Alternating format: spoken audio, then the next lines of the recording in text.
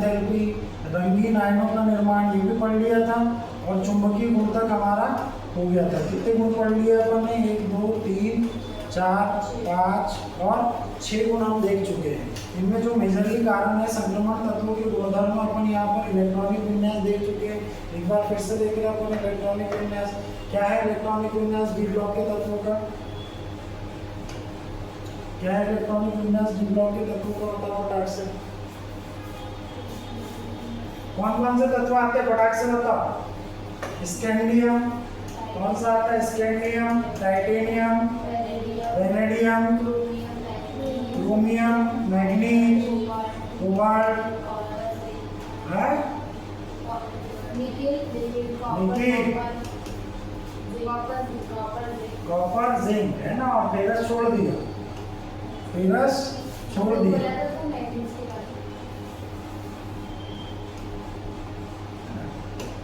कौन सा होगा? फेरस।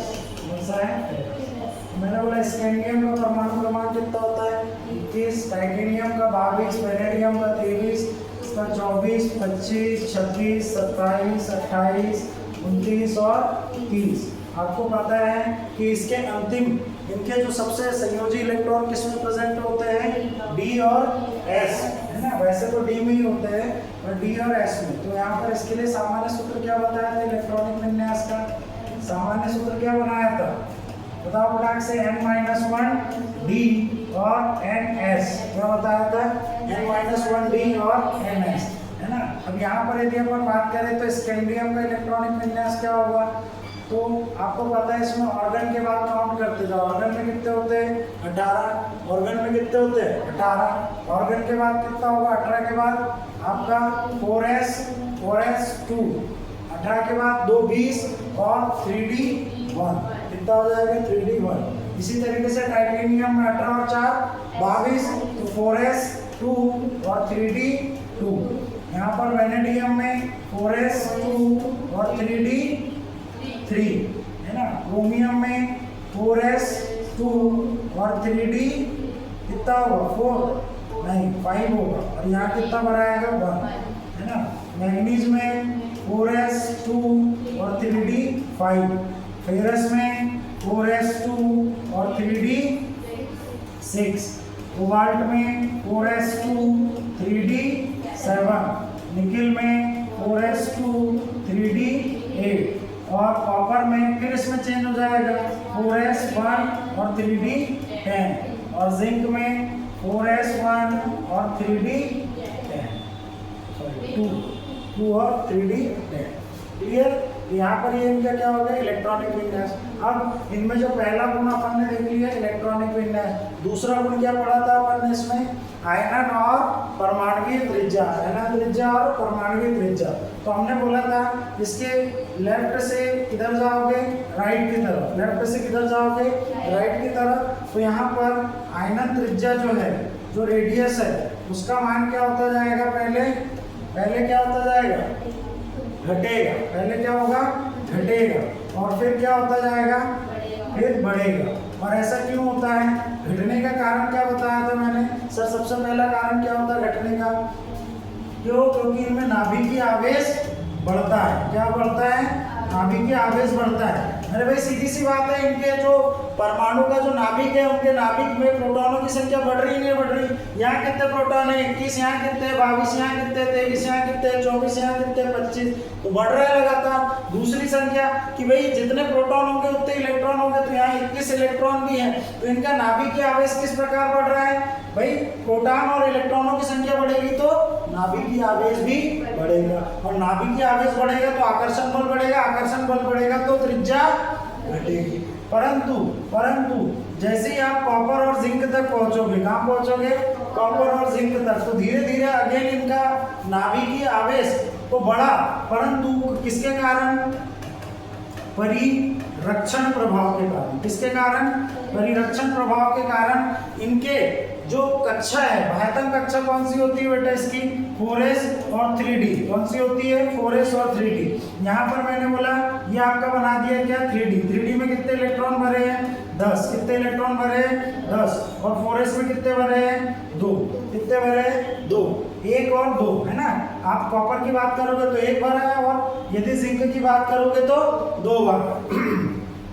तो मैंने बोला यदि इसका ये नाभिक है, तो नाभिक से किस पर अधिक बल लगेगा, किस पर अधिक बल लगेगा, डी कक्षा पर। किस पर लगेगा, डी कक्षा पर, डी उप कक्षा पर। किस पर लगेगा, डी उप कक्षा पर। अब चूंकि इस पर बल लगेगा, पर इसमें इलेक्ट्रॉनों की संख्या ज्यादा होने के कारण ये एक दूसरे को क्या करेंगे, प्रतिकर्षित। क्या करेंगे, प्रतिकर्षित। और दूसरा ये है कि इस पर खिंचाव के कारण, इस पर आकर्षण बल अधिक होने के कारण इस 4s वाली कक्षा पर आकर्षण बल लगेगा क्या, नहीं, उतना आकर्षण बल नहीं लगेगा, जिसके कारण ये क्या हो जाएगी, दूर हट जाएगी। अर्थात यहाँ पर इनका जो परमाणु त्रिज्या है या जो आयनन त्रिज्या है उसका मान क्या हो जाएगा, बढ़ जाएगा। तो यहाँ पर 2 कारण होते हैं, एक परिरक्षण प्रभाव और दूसरा होता है इलेक्ट्रॉनों का प्रतिकर्षण। दूसरा क्या होता है, इलेक्ट्रॉनों का प्रतिकर्षण। क्योंकि यहाँ इलेक्ट्रॉनों की संख्या बढ़ गई है, इलेक्ट्रॉनों की संख्या बढ़ने के कारण ये एक दूसरे को समान आवेश एक दूसरे को क्या करेगा, प्रतिकर्षित करेगा, जिसके कारण इसका आकार बढ़ा हुआ प्रतीत होगा। क्लियर हुई क्या। तीसरी चीज अपन ने क्या देखी थी बेटा, तीसरी चीज अपन ने क्या देखी थी, तीसरी चीज अपन ने देखी थी क्या, बताओ फटाक से। तीसरी चीज हमने क्या देखी थी, तीसरा हमने देखा था क्या, आयनन ऊर्जा।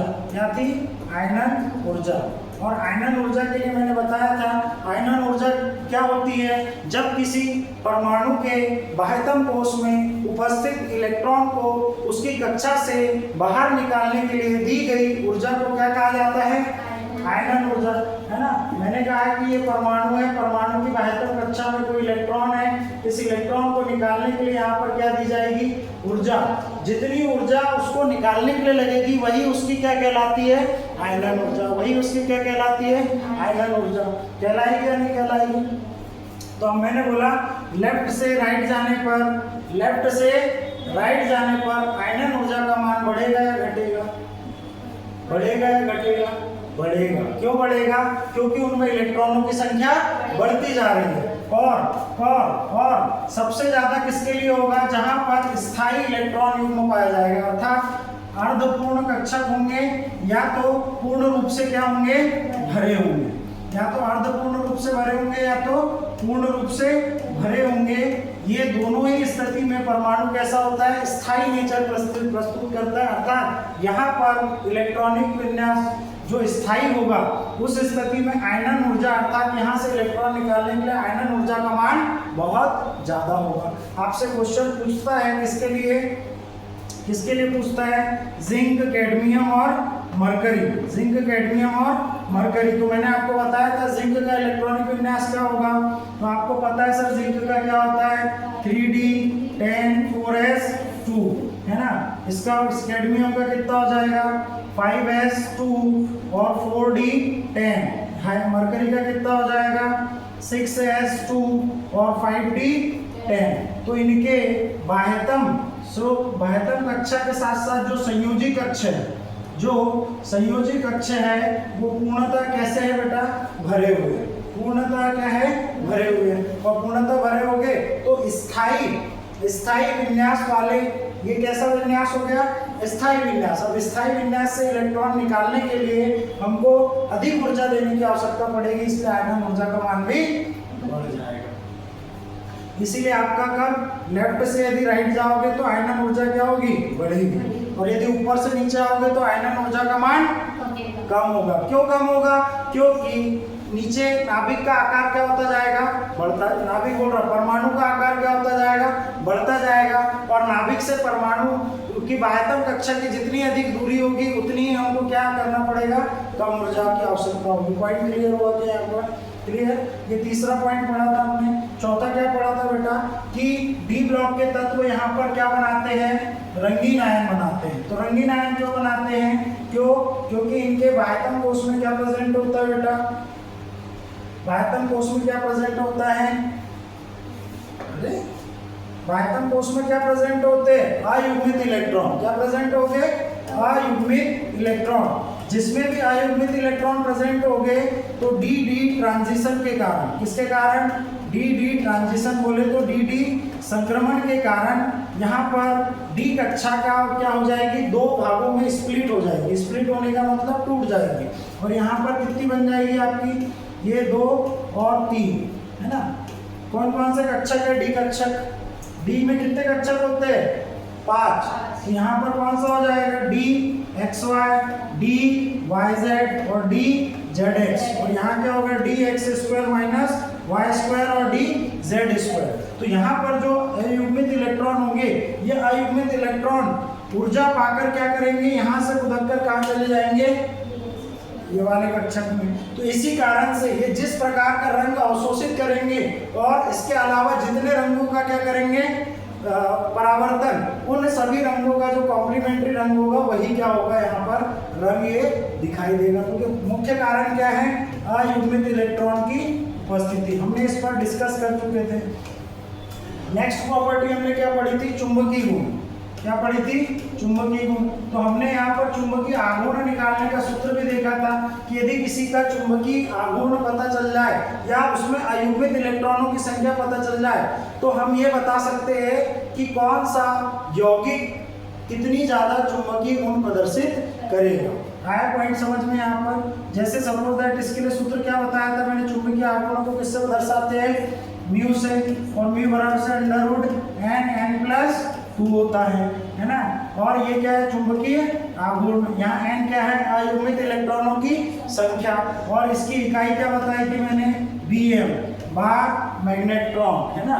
क्या बताई थी, बार मैग्नेट्रॉन। क्लियर हुई क्या यहाँ तक।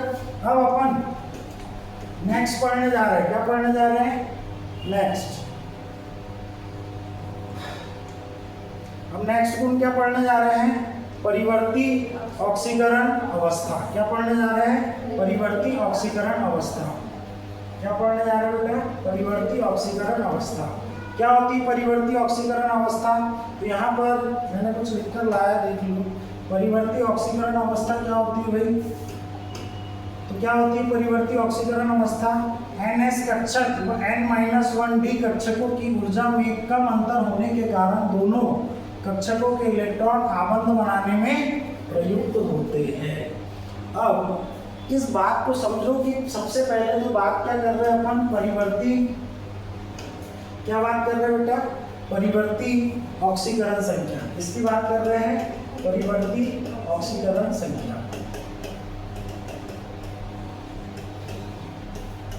तो सबसे पहले तो सर हमको ये पता होना चाहिए कि ऑक्सीकरण संख्या क्या होती है। तो ऑक्सीकरण संख्या क्या होती है, सामान्यतः उन परमाणुओं की या उन तत्वों की जो संयोजन करने वाले इलेक्ट्रॉनों की जो संख्या होती है उसी को क्या कहते हैं, ऑक्सीकरण संख्या। नहीं आई बात समझ में। मैं पहले किसका ले रहा हूँ, एस ब्लॉक का तत्व ले रहा हूँ। एस ब्लॉक का तत्व लिया मैंने, सपोज दैट सोडियम। सोडियम का परमाणु क्रमांक कितना होता है बेटा, 11। कितना होता है इसका परमाणु क्रमांक, 11। अब जो सोडियम का परमाणु क्रमांक 11 है, यदि मैं इसका इलेक्ट्रॉनिक विन्यास करूँ तो क्या होगा इसका इलेक्ट्रॉनिक विन्यास, फटाक से बताओ। 1s2 1s2 2s2 2p6 फिर 3s, 6 4 10 3s1, है ना। अब देखो यहाँ पर लिखने का जो तरीका होता है इसको भी थोड़ा सा समझ लेना यहाँ पर, है ना। इसको भी थोड़ा सा समझ लेना। ये थोड़ा सा क्या लिखाएंगे, दूर दूर। क्यों दूर दूर लिखा रहे हैं, क्यों दूर दूर लिखा रहे हैं यहाँ पर, क्यों, क्योंकि यहाँ पर 1s के बाद, किसके बाद, 1s के बाद ये गैप देने का मतलब है कि सर पहली कक्षा, अच्छा ये 1 2 SP ये सब पता है ना, नहीं पता, बताया था ना मैंने, याद है नहीं है, हाँ? मैंने आप लोगों को बताया था कि साहब ये आपका क्या है, परमाणु है, ये आपका क्या है, नाभिक है। मैंने बोला यहाँ पर ये पहली कक्षा क्या होगी आपकी, K। पहली कक्षा क्या होगी, K का नंबर क्या है, 1। मैंने बोला सर दूसरी कक्षा क्या होगी, L का नंबर क्या है बेटा, 2। क्या है, 2। मैंने बोला तीसरी कक्षा क्या है सर, तो तीसरी कक्षा क्या होगी, KLM और फिर N। तो इनका नंबर क्या होगा, 3 और 4। मैंने आपको बताया था कि ये क्या है बेटा, कक्षा। क्या है, कक्षा। और इसकी प्रत्येक कक्षा में क्या पाए जाते हैं, उपकक्षाएं। उपकक्षाएं या इसको क्या कहते हैं, उपकोष। क्या उपकोष होंगे, तो S होगा, SP होगा, SPD होगा, SPDF होगा या नहीं होगा। आई क्या बात समझ में, क्लियर हुआ। तो ये क्या है आपकी उपकक्षा है। अब उपकक्षाओं के अंदर क्या प्रेजेंट होते हैं, कक्षक, ऑर्बिटल्स। उपकक्षाओं के अंदर क्या प्रेजेंट होते हैं बेटा? कक्षा। तो यहाँ पर मैं बता दे रहा हूँ SPD है, इसमें क्या प्रेजेंट होंगे बेटा? ये क्या है आपकी उपकक्षा, क्या है उपकक्षा, और इसमें क्या प्रेजेंट होंगे बेटा? कक्षक। क्या प्रेजेंट होंगे? कक्षक। तो S में कितने कक्षक प्रेजेंट होंगे बेटा? 1। P में कितने कक्षक प्रेजेंट होंगे? 3। कितने कक्षक प्रेजेंट होंगे? 3। D में कितने कक्षक प्रेजेंट होंगे? 5। कितने कक्षक प्रेजेंट होंगे? 5। F में कितने होंगे बेटा? 7 होंगे। कितने होंगे? 7 होंगे। अब इसके अंदर कितने इलेक्ट्रॉन भरे जाते हैं? 2 मोल इलेक्ट्रॉन। यदि मैंने इसको ऐसा दर्शाया मतलब कितने इलेक्ट्रॉन भरे? 1 मोल। और ये कैसा है? दूसरा मोल। 1 मोल और दूसरा मोल, ये दोनों मोल इलेक्ट्रॉन आपस में विपरीत दिशा में क्या करते हैं? गति करते हैं। अब चूंकि यदि वो पूर्णतः भरा होगा तो उसका चुंबकीय प्रभाव कैसा हो जाएगा? 0। कौन सा नियम बताया था इसके लिए मैंने? कौन सा? पाउली का अपवर्जन सिद्धांत। कौन सा बताया था? पाउली का अपवर्जन सिद्धांत। आई क्या याद कहानी? अब मैंने आपको बोला कि सर यहाँ पर ये 1s लिखा हुआ है, तो 1 क्या दर्शा रहा है? यहाँ पर 1 क्या दर्शा रहा है? कक्षा। क्या दर्शा रहा है? कक्षा। s क्या दर्शा रहा है? उसकी उपकक्षा। क्या दर्शा रहा है? उपकक्षा। और उसमें कितने कक्षक होते हैं? एक कक्षक में कितने इलेक्ट्रॉन आ सकते हैं? 2। तो 2 भरे हुए हैं। आई क्या बात समझ में? अब जैसे ही मैं एक कक्षा से दूसरी कक्षा में जाऊंगा तो यहाँ पर मैंने बोला कि नाभिक से दूर जाने पर ऊर्जा स्तर क्या होगा? बढ़ेगा। ऊर्जा स्तर क्या होगा? बढ़ेगा। ऊर्जा स्तर बढ़ने का मतलब कक्षाओं की ऊर्जा क्या होते जाएगी? बढ़ते जाएगी। अब यदि कक्षाओं की ऊर्जा बढ़ रही है तो मैं आपसे सीधा सा मतलब पूछना चाह रहा हूँ कि बेटा यहाँ पर ये गैप का मतलब क्या है? कि इनके बीच में, पहली कक्षा और दूसरी कक्षा के बीच में जो ऊर्जा स्तर है उनमें अंतर है। और अंतर कैसा है? ज्यादा। अंतर कैसा है? ज्यादा। पॉइंट यहाँ पर क्लियर हुआ क्या? आपको ये समझ में आ गया? 2 का मतलब क्या है? दूसरी कक्षा का S उपकक्षा, दूसरी कक्षा की P उपकक्षा, उसमें 3 कक्षक होंगे। 3 कक्षक में 6 इलेक्ट्रॉन भरे जा चुके हैं। अब यहाँ पर फिर एक और आगे क्या?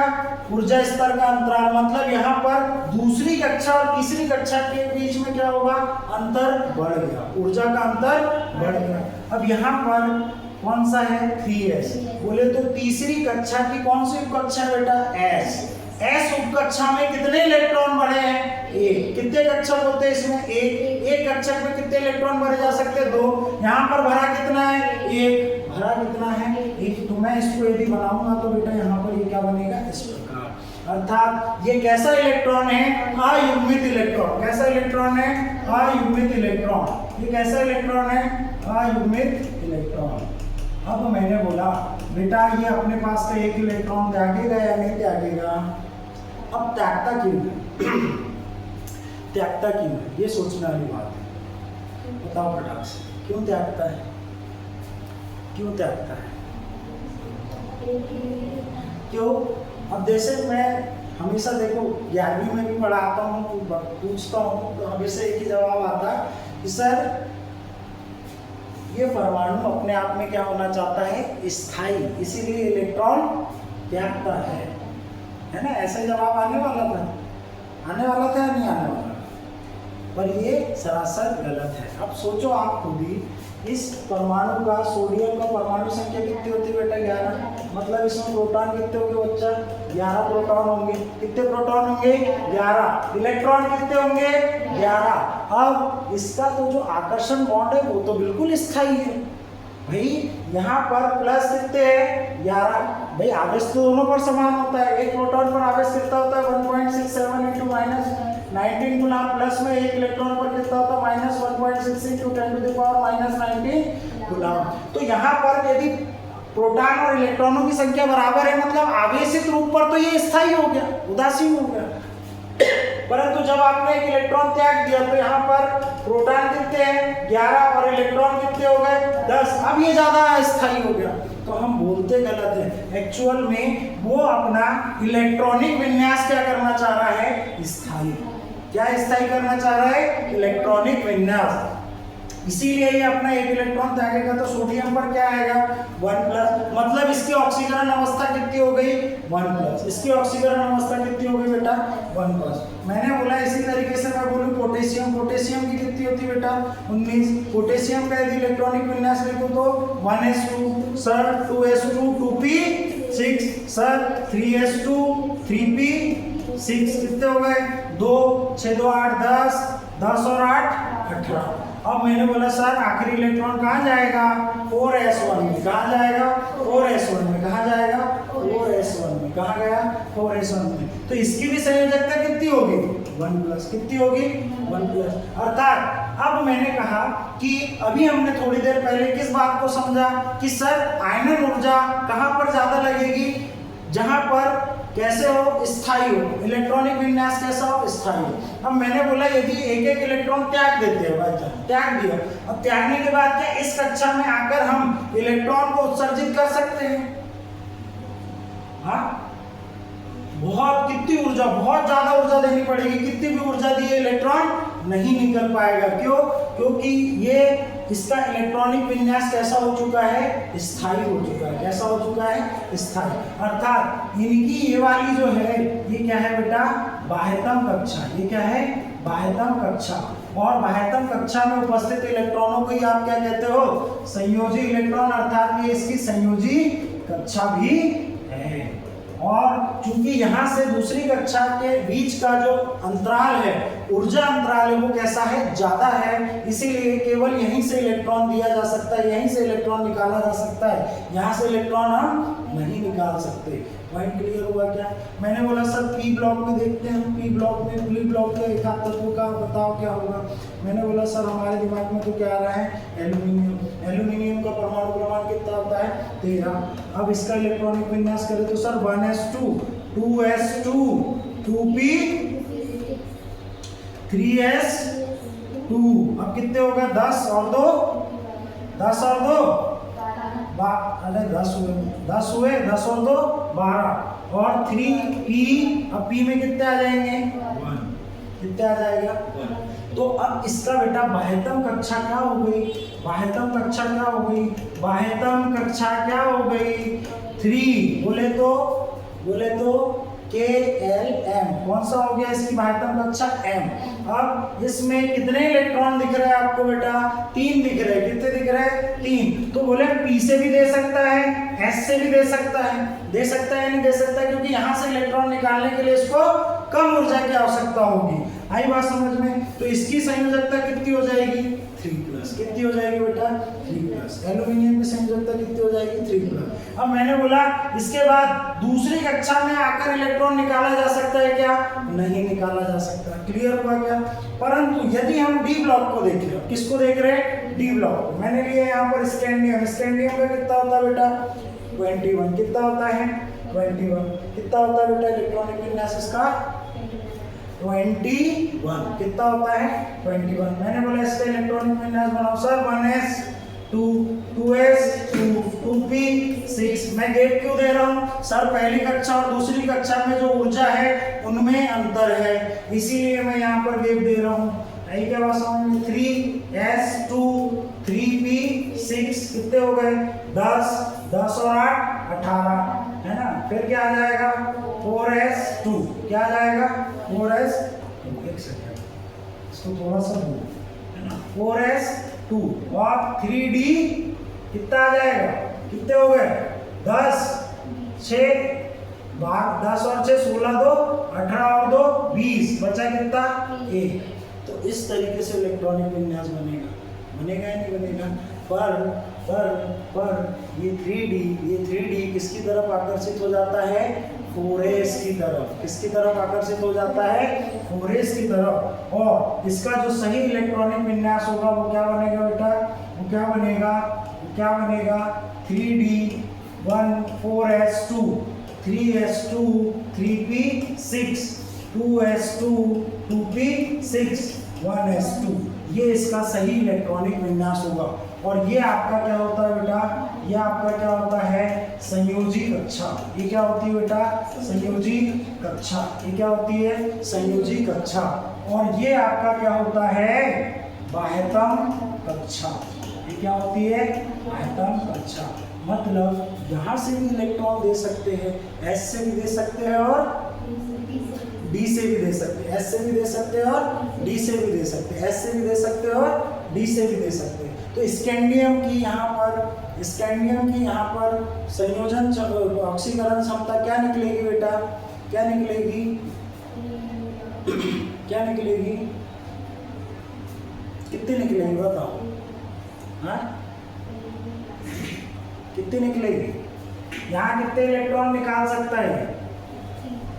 अभी निकालेगा क्या? नहीं। इसकी 4s कैसी हुई है? भरी हुई है। यहाँ पर 1 इलेक्ट्रॉन है। आई क्या बात समझ? अभी नहीं आई होगी बात, तो हम थोड़ा सा और देख रहे हैं ना। अब मैंने कहा आपसे, आपको समझने वाला पॉइंट सिर्फ इतना है कि सर ये क्या है? n-1 D कक्षा, और ये क्या है बेटा? ns कक्षा। ये कौन सी है? ns कक्षा, और ये n-d कक्षा है। तो यदि आपको डेफिनेशन में जाओगे तो डेफिनेशन में क्या लिखा था बच्चा? यहाँ पर क्या लिखा था? ns कक्षक और n-1 d कक्षकों की ऊर्जा में कम अंतर होने के कारण दोनों कक्षकों के इलेक्ट्रॉन आबंधन बनाने में प्रयुक्त होते हैं। इसीलिए इनकी ऑक्सीकरण अवस्था भी कैसी होती है? परिवर्तित होती है।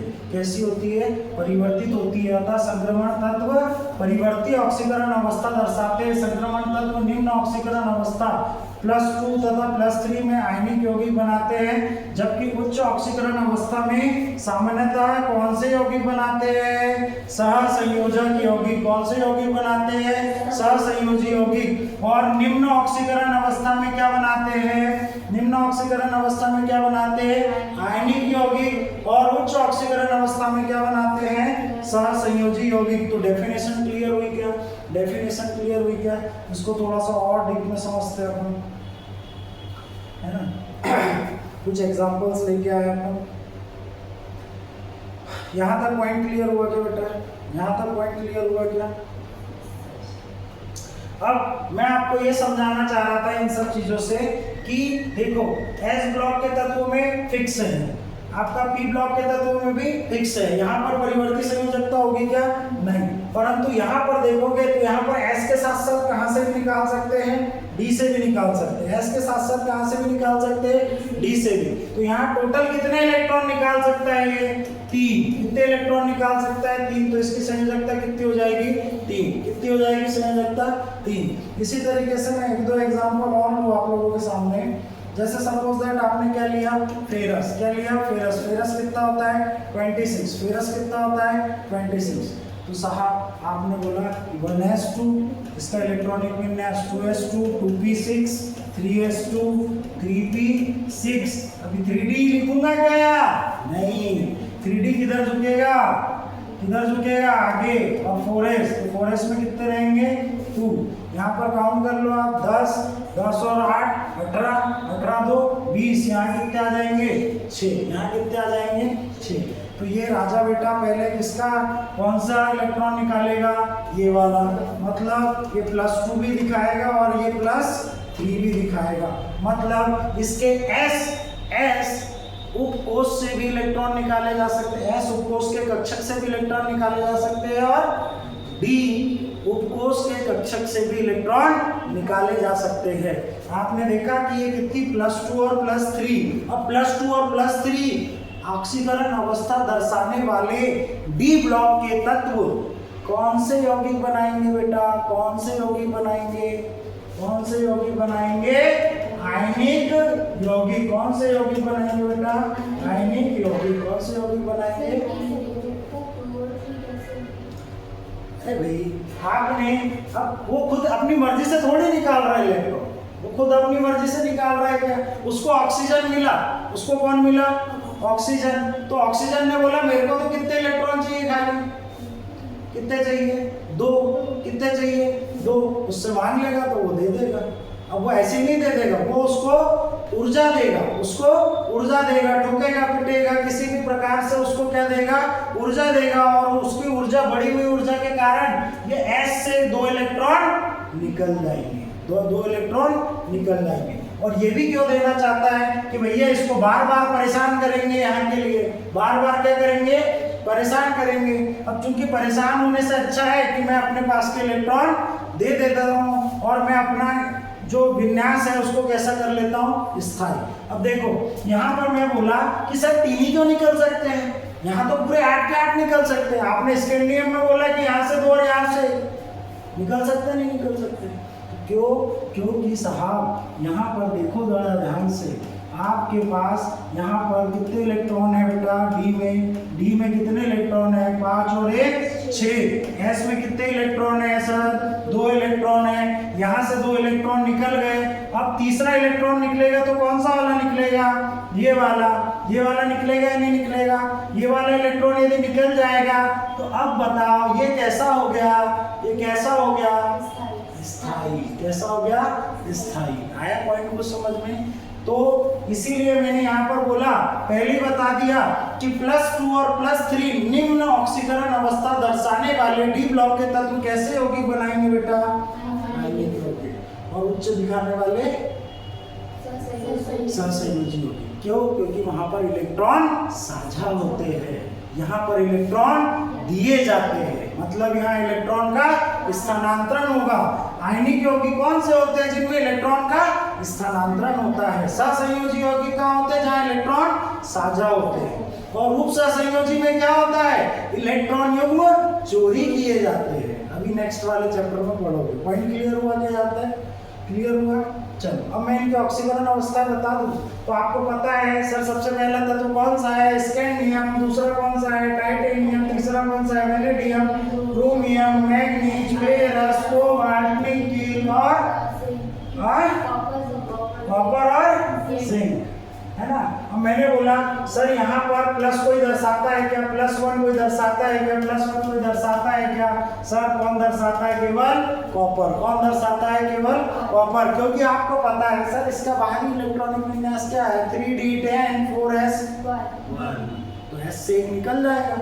पॉइंट क्लियर हुआ क्या। अब यहाँ पर यदि बात करें तो 2 ऑक्सीकरण अवस्था कौन कौन दर्शाएगा भाई, यहाँ पर 2 ऑक्सीकरण अवस्था कौन दर्शाएगा, आपका टाइटेनियम, वैनेडियम। क्रोमियम नहीं दर्शाएगा। मैग्नीज दर्शाएगा क्या, मैग्नीज दर्शाएगा यहाँ पर, है ना। फेरस भी दर्शाएगा, कोबाल्ट भी दर्शाएगा, निकेल भी दर्शाएगा और कॉपर भी दर्शाएगा और यहाँ पर जिंक भी दर्शाएगा। केवल +2 कौन नहीं दर्शाते, क्रोमियम और स्कैंडियम। कौन नहीं दर्शाते, क्रोमियम और स्कैंडियम। +3 कौन दर्शाएगा बेटा, तो +3 कौन दर्शाएगा, स्कैंडियम। टाइटेनियम और वैनेडियम यहाँ पर +3 नहीं दर्शाएंगे। +3 कौन दर्शाएगा, क्रोमियम। फिर कौन दर्शाएगा, फेरस। फिर कौन दर्शाएगा, फेरस। फिर कौन दर्शाएगा, कोबाल्ट। निकेल दर्शाएगा क्या +3, नहीं, अब कोई नहीं दर्शाएगा, है ना। फिर +4 कोई दर्शाएगा क्या, +4 कौन दर्शाएगा, टाइटेनियम। कौन दर्शाएगा बेटा, टाइटेनियम। क्रोमियम दर्शाएगा क्या, नहीं, है ना। क्रोमियम दर्शाएगा क्या, नहीं। मैग्नीज दर्शाएगा। और कौन दर्शाएगा, निकेल। कौन दर्शाएगा, निकेल। कौन दर्शाएगा, निकेल। बाकी कोई दर्शाएगा क्या, नहीं। बाकी कोई दर्शाएगा क्या, नहीं, है ना।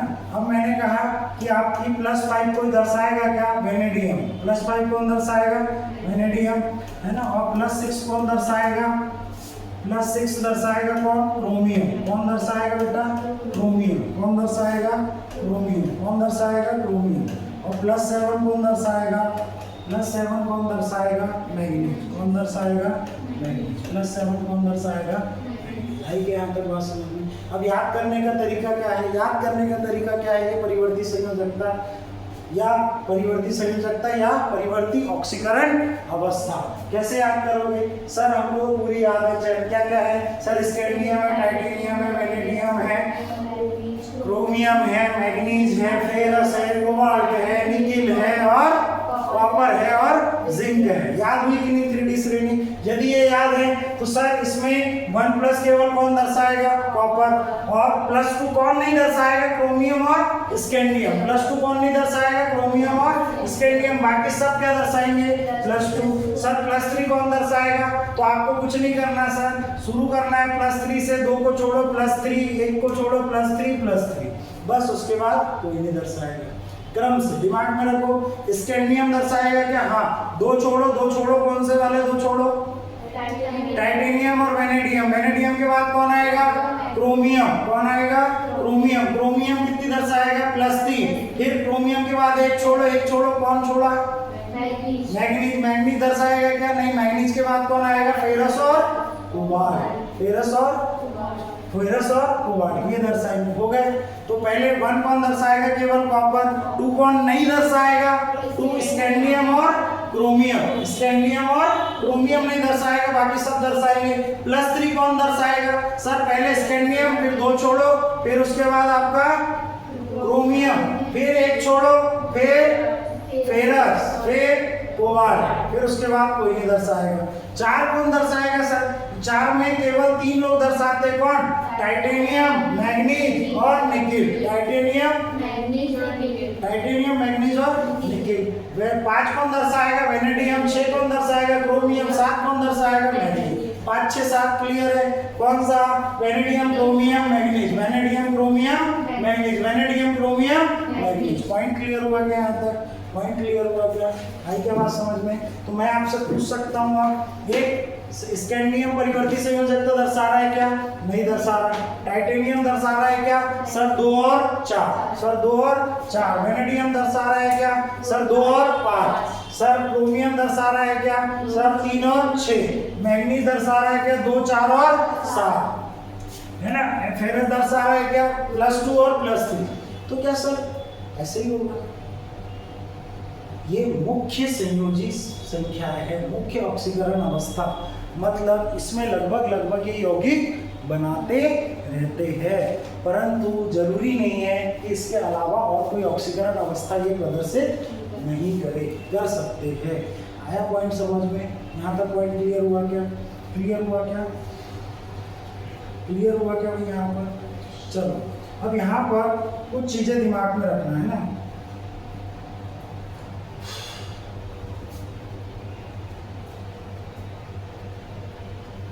सहसंयोजी गुण, क्या बोले मैंने?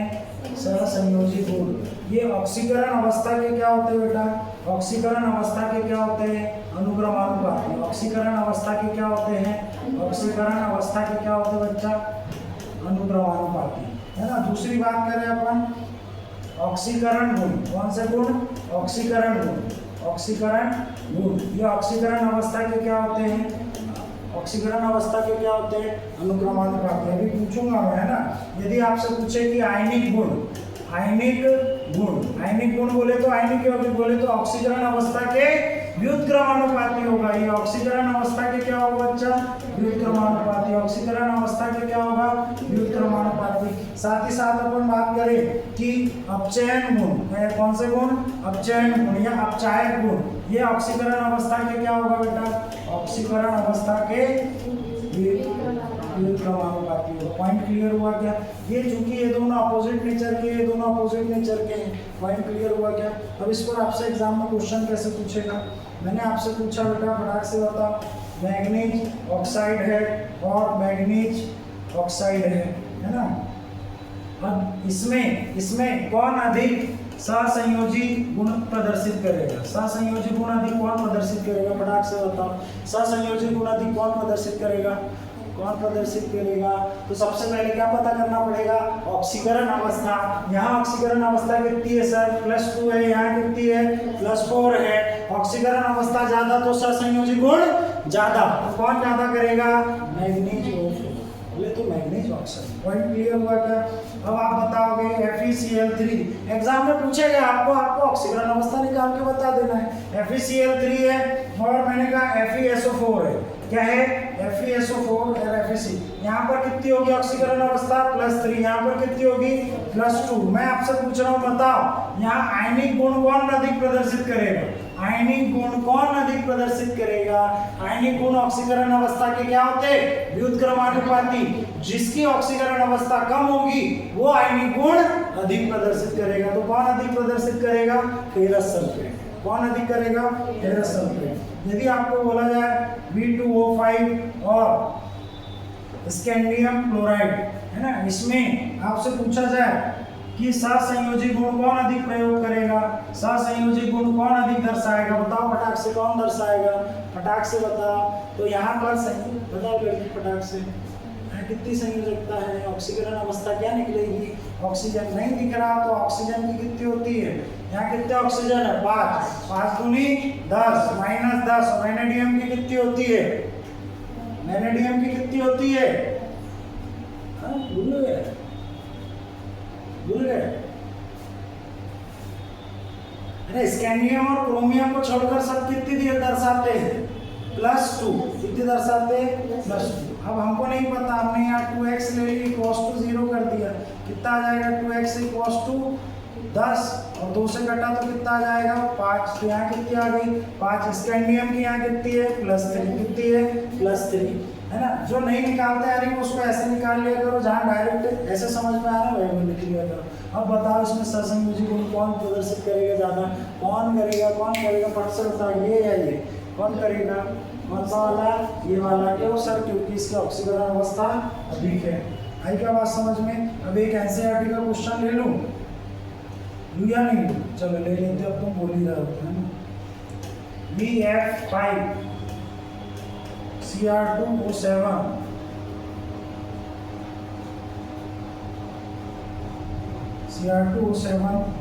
स्कैंडियम क्लोराइड, छोटा लिखेंगे, स्कैंडियम क्लोराइड और मैग्नीज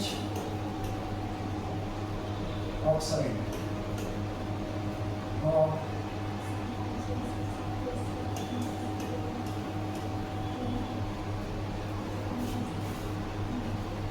चलो ये दिया हुआ है, आपको पूछा है कि आपके पास कितने यौगिक दे दिए हैं, कितने यौगिक दे दिए बेटा, फटाक से बताओ, कितने यौगिक दे दिए 5, कितने यौगिक दे दिए 5, कितने यौगिक दे दिए 5। तो आप बताओगे यहाँ पर इनको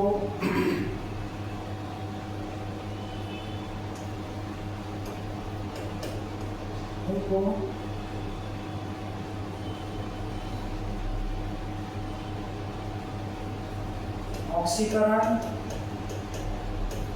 गुण के आधार पर कैसे क्रम में व्यवस्थित करना बेटा, बढ़ते क्रम। कैसे क्रम में, बढ़ते क्रम बोले तो असेंडिंग ऑर्डर। चलो फटाक से बताओ,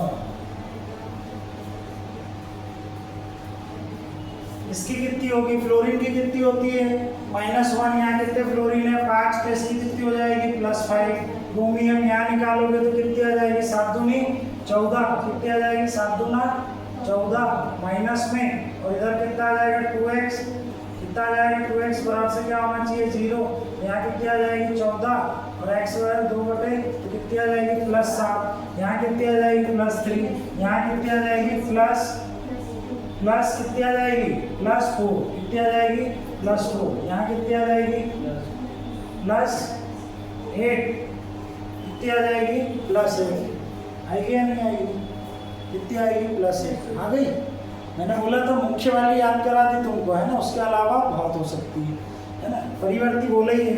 अब बताओ इसमें सबसे कम ऑक्सीकरण गुण कौन प्रदर्शित करेगा, क्योंकि बढ़ते क्रम में व्यवस्थित करना है, सबसे कम कौन करेगा, सबसे कम किसकी संयोजकता है, थर्ड वाला सबसे कम। इससे ज्यादा कौन करेगा, सर 4th वाला करेगा। इससे ज्यादा कौन करेगा सर 5 वाला करेगा। कौन करेगा 5 वाला।